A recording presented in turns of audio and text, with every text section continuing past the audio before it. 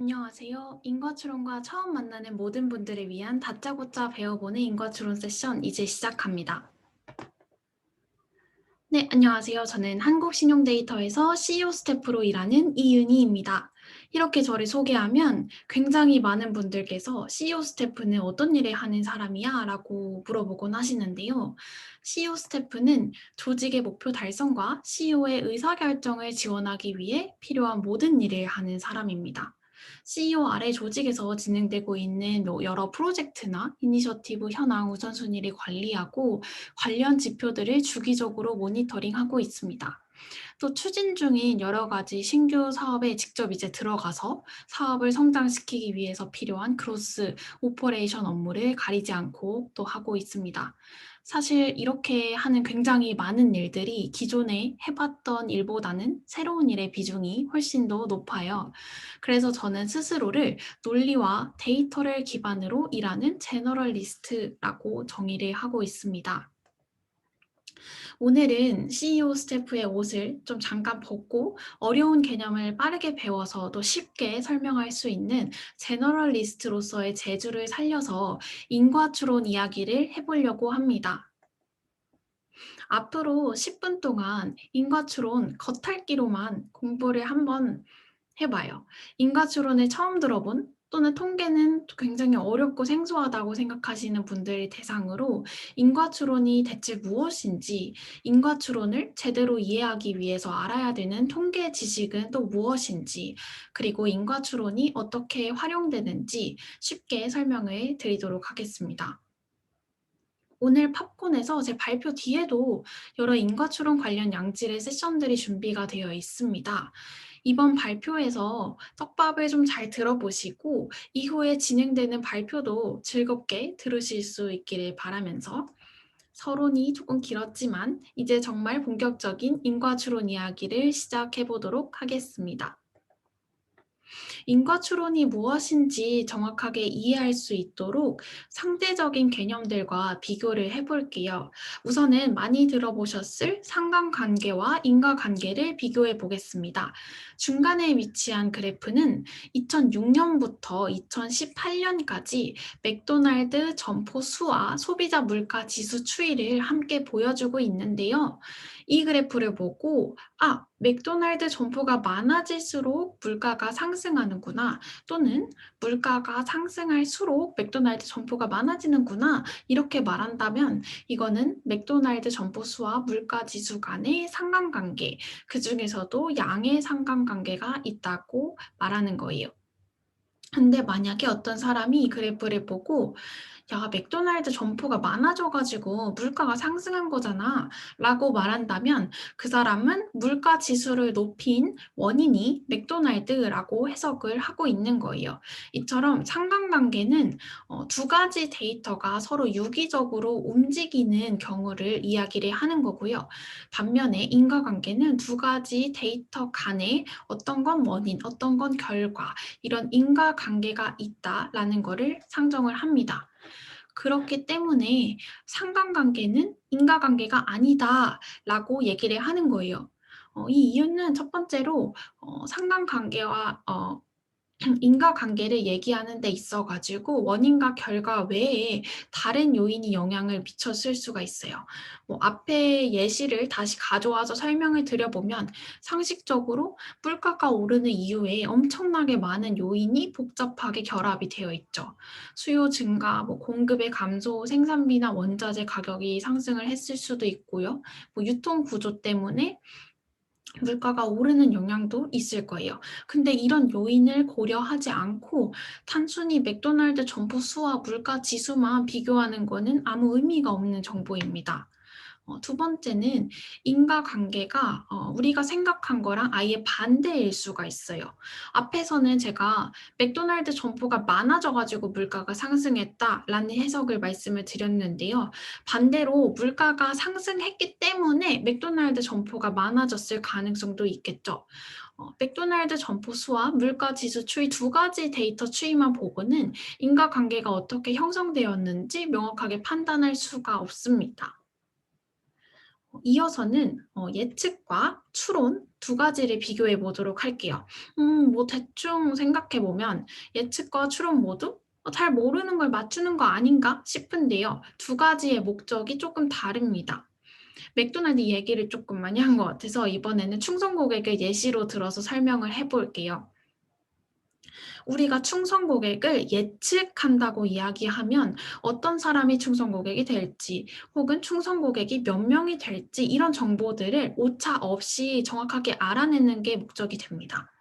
반면에 충성 고객 증가 요인을 추론한다고 하면 충성 고객이 많아지기 위해서 어떤 액션을 수행하는 게 가장 효과적일지 원인과 결과 사이의 관계를 알아내는 게 목적이 됩니다. 충성 고객을 늘리는 데 영향을 주는 요인은 상품의 품질, 가격, 배송 속도, 제품 편의성 등 굉장히 여러 가지가 있어요.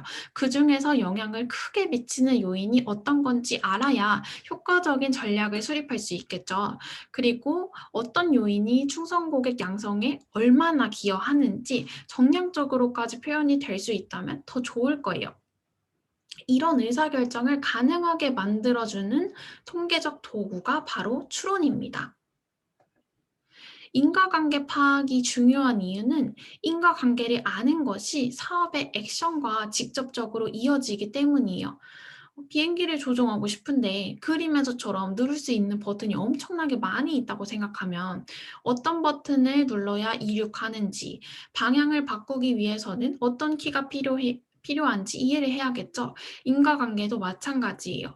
우리 회사 혹은 조직이 원하는 결과를 얻기 위해서 대체 뭘 해야 되는 건지 알맞은 지렛대를 찾는 과정에 인과관계가 활용될 수 있습니다. 자, 이제 지금까지 들으셨다면 인과 추론이 뭔지, 왜 중요한지 잘 이해하셨을 거라고 생각해요. 이어서 인과 추론을 활용하기 위해서 실질적으로 필요한 통계적 개념과 방법론에 대해서 말씀을 드릴 텐데요. 너무 어렵지 않게 누구나 이해할 수 있는 언어로 풀어볼 테니까 계속해서 집중해 주시기를 바랍니다. 인과관계를 입증하는 데 있어서 굉장히 중요한 개념은 영어로 트리트먼트라고 부르는 개입을 받은 집단과 개입을 받지 않은 집단을 구분하는 거예요. 예를 들어서 타이레놀 복용 효과라는 걸 추론한다고 하면 타이레놀을 복용한 사람들이 모여 있는 집단을 개입 집단이라고 정의하고 타이레놀을 복용하지 않은 사람들이 모여 있는 집단을 비교 집단이라고 정의합니다. 그리고 두 그룹 간의 결과값의 평균적인 차이를 관찰해서 이를 개입 효과로 정의를 합니다. 근데 되게 슬프게도 현실에서는 인과관계를 입증하는 게 엄청나게 어려운 일이에요. 바로 앞에서 얘기했던 인과추론의 기본적인 가정들이 실제 세상에서는 잘 성립되지 않은 경우가 되게 많거든요. 첫 번째로 상황에 따라서는 트리트먼트가 무엇인지 명확하게 알 수 없는 경우가 있을 수 있어요. 앞에서 잠깐 얘기했던 타이레놀 복용 효과를 얘기해 보면 타이레놀을 먹었는지 안 먹었는지 타이레놀 복용 여부라는 굉장히 명확한 트리트먼트를 정의할 수 있지만 문제를 바꿔서 오프라인 매장의 매출을 늘리기 위해서 가장 중요한 요인이 뭐야? 라는 질문에 대해서는 생각해 볼 수 있는 요인이 굉장히 많잖아요. 매장의 크기라든가 직원 수, 주차 대수 이렇게 많은 변수들 중에서 매출에 영향을 주는 굉장히 직접적이고 주요한 요인이 무엇인지 먼저 찾는 과정이 필요합니다. 다음으로 현실에서는 트리트먼트 그룹과 컨트롤 그룹의 결과를 모두 다 볼 수 없는 경우들도 있어요. 예를 들어서 어떤 점포에서 메뉴 가격을 올리는데 이 메뉴 가격이 올랐을 때 매출은 어떻게 변하는지 이런 인과관계를 분석해 본다 가정을 해 볼게요. 이럴 때 우리는 누구를 대상으로는 메뉴 가격을 올려서 받고 또 어떤 사람을 대상으로는 메뉴 가격을 그대로 받고 이런 식의 정책을 적용할 수가 없잖아요. 그렇기 때문에 우리는 트리트먼트 그룹, 즉 메뉴 가격이 올랐을 때 그룹에 대한 결과값은 측정할 수 있지만 메뉴 가격이 오르지 않았을 때의 결과값은 실질적으로 측정할 수가 없게 됩니다. 그래서 이런 문제들도 극복을 해야 되는 문제 중에 하나예요. 그 마지막으로 트리트먼트 그룹과 컨트롤 그룹이 어떻게 나눠지는지에 따라서 통계적인 편향이 발생을 할 수가 있는데요. 원칙적으로는 두 그룹을 나눌 때는 어떤 의도가 없이 무작위로 랜덤하게 배정이 돼야 돼요. 근데 현실에서는 그렇지 않은 경우 굉장히 많아요. 뭐 예를 들어서 어떤 회사에서 멤버십 가입 여부에 따라서 객단가가 어떻게 달라지는지 분석을 해 본다고 가정을 해 봅시다. 이런 경우에는 두 집단이 랜덤하게 구분되는 게 아니라 사용자가 자신의 의지로 멤버십에 가입할지 여부를 결정을 했겠죠. 그리고 그 의지에 따라서 멤버십에 가입한 사람 그리고 가입하지 않은 사람으로 그룹이 나눠지게 돼요.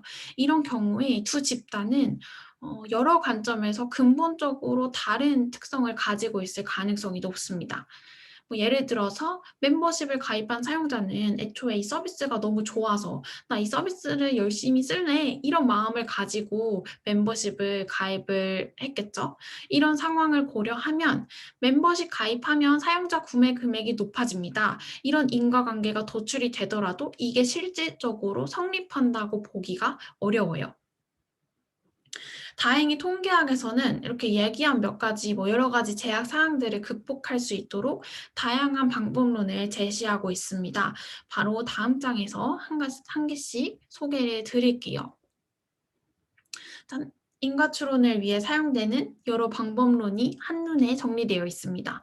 피라미드 위로 갈수록 인과관계의 수준이 높고 반대로 아래로 갈수록 인과관계의 수준이 낮아서 증명이 어려운 방법들이에요. 근데 조금 처음 보는 낯선 용어가 많죠. 하나씩 쉽게 설명을 드릴게요. 먼저 가장 위에 위치하고 있는 메타 분석은 어떤 특정 방법론을 지칭하는 건 아니고요. 여러 방법론을 종합적으로 활용해서 분석 결과를 도출하는 것을 의미하고 있어요.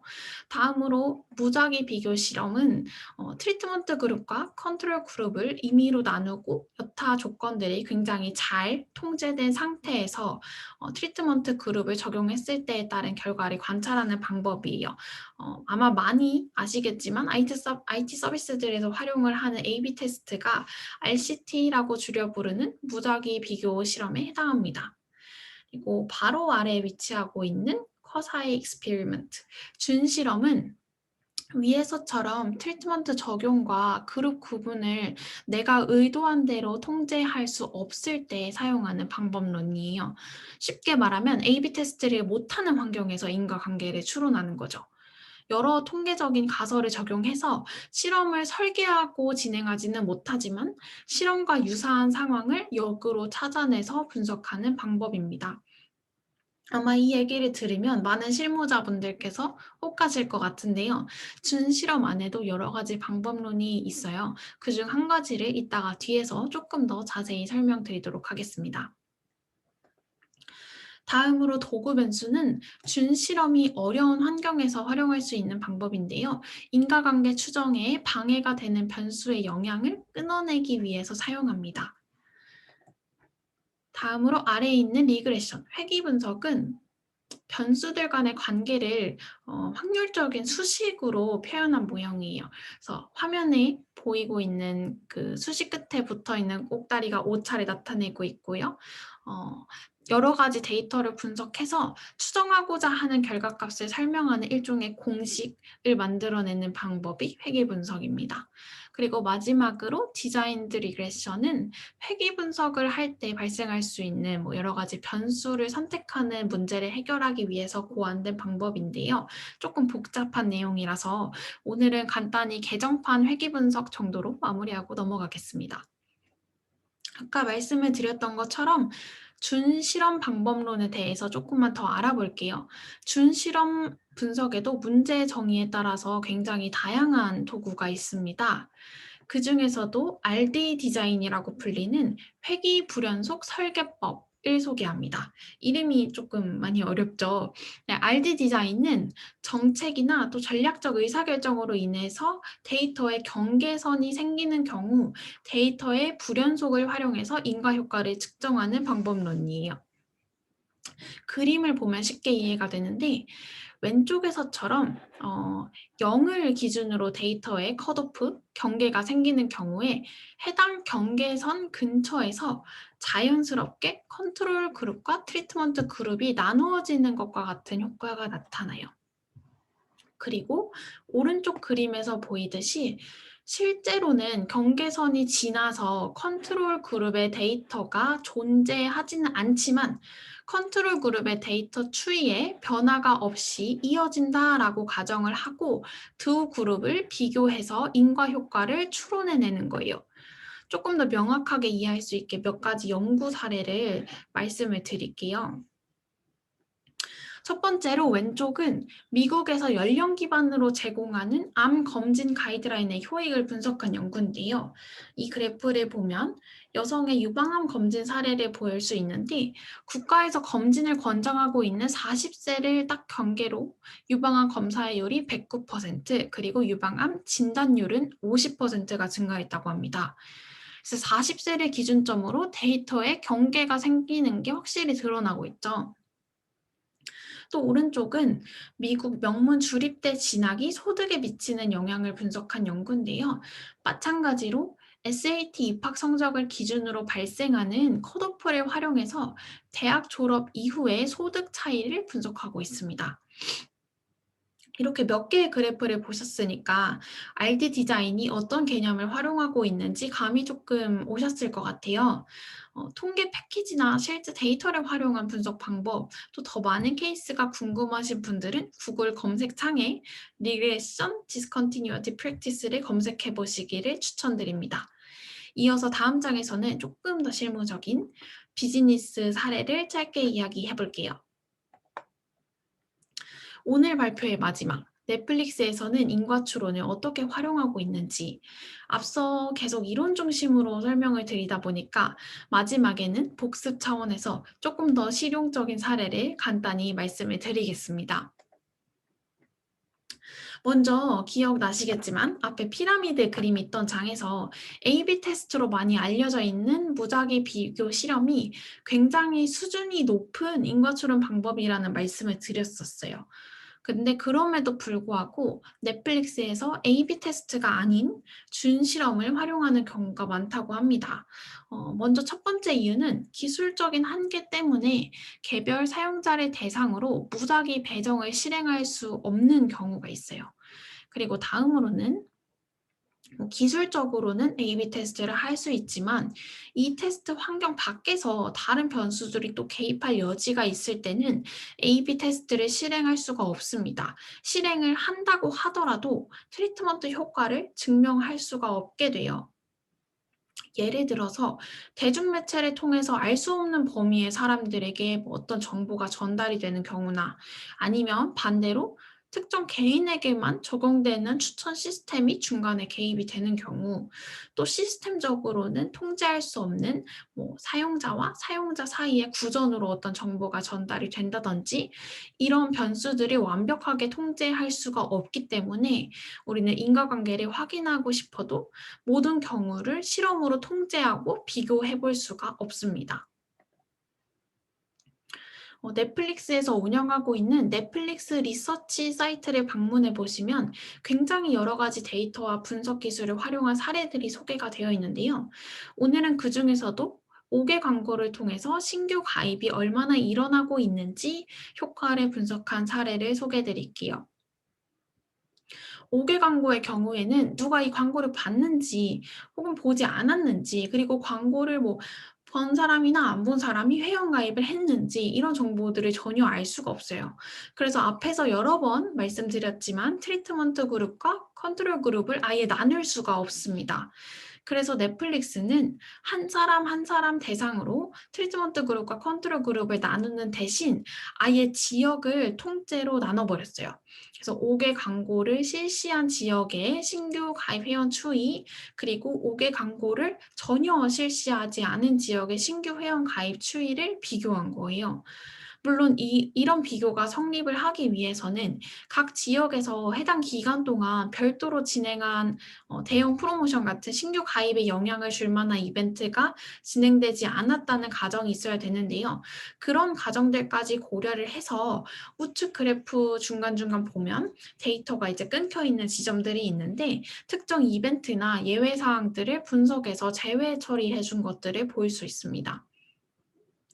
구체적인 결과 수치까지는 공개되고 있지 않지만 A/B 테스트를 하지 못하는 상황에서 어떻게 인과 추론을 인과관계를 추론할 수 있는지, 그리고 또 이런 실험 환경을 어떻게 설계할 수 있는지 약간의 힌트를 얻을 수 있는 것 같아요. 더 많은 내용과 사례들은 아까도 말씀드렸지만 넷플릭스 리서치 사이트를 보시면 또 확인을 하실 수 있습니다. 오늘 세션을 통해서 굉장히 많은 사례와 개념들을 소개해 드렸는데요. 그럼에도 불구하고 여기서 들은 내용만 가지고는 실제 인과추론을 적용해 보시기가 어려워요. 근데 다행히 초반에도 말씀드렸지만 오늘 인과추론 관련 세션들이 두 가지나 더 준비가 되어 있습니다. 그러니까 뒤에 세션들도 집중해서 잘 들어주시고요. 또 저희 팝 오피셜 블로그 보시면 굉장히 많은 인과추론 관련된 콘텐츠들이 업데이트가 되어 있습니다. 궁금하신 분들은 블로그 콘텐츠도 많이 봐주시고 또 팝 페이스북 커뮤니티 가입하셔서 같이 계속 공부해 나가면 좋을 것 같습니다.